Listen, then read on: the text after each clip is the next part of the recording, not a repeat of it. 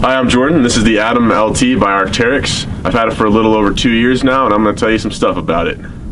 Alright, so I'll give you guys a quick rundown. Fairly light jacket. I believe the size medium, which is the one that I'm wearing right now, weighs about 11.4 ounces. There's a lot lighter stuff out there, especially when you get into down and when you compare it to other synthetics. But overall, this jacket kind of fits my needs for what I'm looking for. It's a great insulating mid-layer when you're doing anything in the alpine or any kind of high output activity. It breathes great. Not quite as good as the Patagonia Nanowear. I have a buddy who has one of those, and I love that jacket. This one's a little bit more affordable. I got this one before the Nanowear came out, but it's still holding strong, and I probably wouldn't trade it in for that jacket anytime soon. It's got Core-Loft insulation all through the body, and it's got some nice fleece over here on the sides from the underarm all the way down.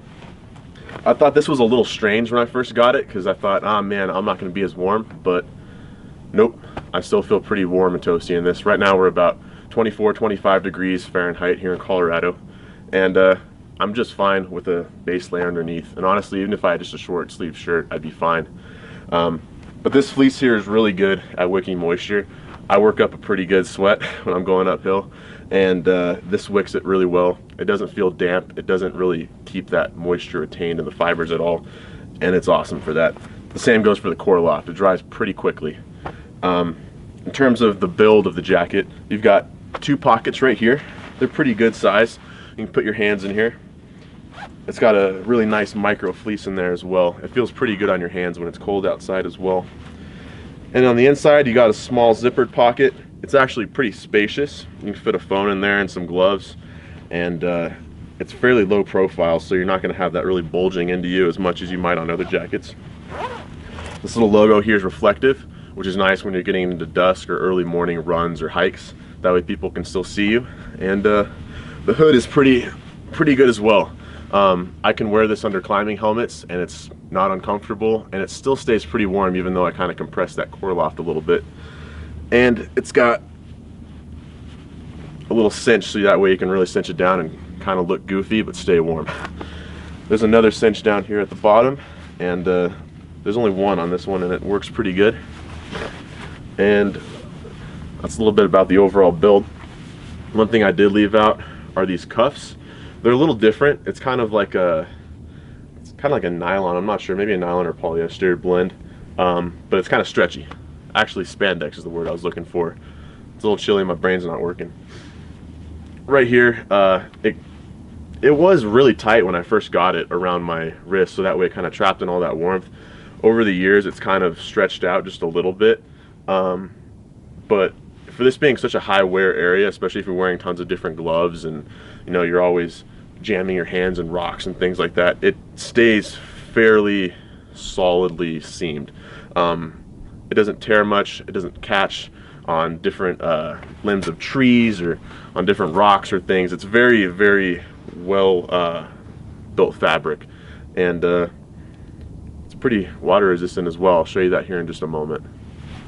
Alright, so I do want to discuss layering just because this is such a great layering piece. I have it over a Patagonia Cap 2 top and underneath an Arc'teryx Alpha LT shell. They don't make this anymore, which is a shame because it's an awesome jacket. But it's a pretty great system that this has right here. Just a base layer and then a shell. This does a very good job of keeping all your warmth in there as that mid layer, and it breathes very, very well with that fleece that you got on the sides, especially when you got pit zips. It's such a relief when you're baking going up a mountain. In terms of fit, it's fantastic. All of these are medium pieces, and I'm 5'10", about 160 pounds, and they all fit me right where they need to fit. I don't feel like I'm too claustrophobic. I don't feel like I'm like all puffy inside of this, but I also don't feel like there's a lot of space and like way too much space. It's just the right amount. Arc'teryx really does a good job in sizing their different garments so that way they all fit how they need to fit. Under a harness, these jackets and even the LT doesn't pull up at all. You can go like this and the cuffs stay right where they need to be. It's not annoying. It doesn't slide down your elbow like some other things do. It drives me crazy. This doesn't do that, and I love it for that. And even the hood system, super nice. even when you're not wearing a climbing helmet. You look a little goofy, but you're super warm and you're going to be super dry. And it's fairly comfortable for having all those different layers. All right, so on the right, I have my Atom LT, which has gone through the wash so many times. But I haven't really replaced the DWR too much. I've kind of just relied on the fabric. I don't really wear it as an outside piece, so I usually have a shell over it in case it gets wet or too snowy. That's mine on the right, and on the left is a brand new Atom LT. Hasn't been washed yet. It's got all that original DWR on it, and I just want to show you guys kind of the water repellency of these pieces.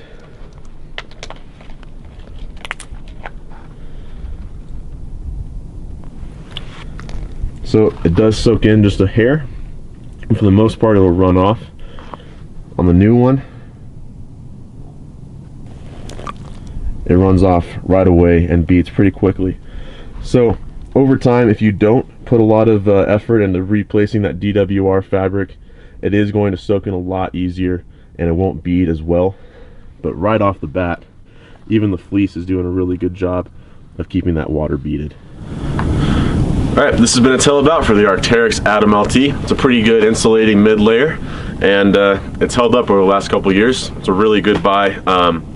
Goes for about $230 online, but if you look in the right places, you can find it for a lot cheaper than that, and that's the one I would go for. Fits great. It's fairly water repellent, pretty good snow repellency as well, and it's pretty toasty even when it's really cold outside. My only hindrance on it is it's a little bit chilly when you have high winds, but if you're in that windy of conditions, you should probably have a shell as well, and then you're going to be completely solid. Anyway, look forward to some more videos in the future. I appreciate you guys watching, and have a good day.